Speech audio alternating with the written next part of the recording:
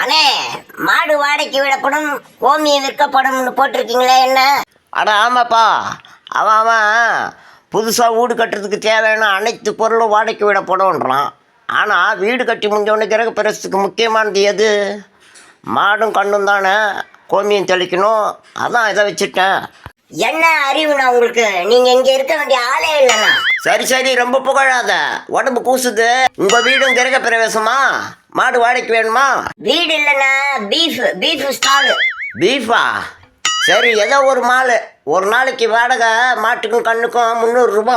300 ரூபா வாடகை கொடுத்துட்றேன். மாடு வண்டி போதும், கண்ணுக்குட்டி வேணாண்ணா, பாவண்ணா. அப்படின்றியா? சரி, மாட்டை அவுத்துக்கோ, ஒரு பாட்டில் கோமி எடுத்துன்னு போ. டேய் நில்லுடா, மாடு அவுத்துன்னு போய் 2 நாள் ஆகுது, வாடகையும் வரல, எங்கடா? அண்ணே, உன் மாடை வச்சு தான் கடையை திறந்தேன். கறிக்கடிக்கிட்ட வந்து காசு வாங்கிக்கோ. என்ன அது, கறிக்கடையா?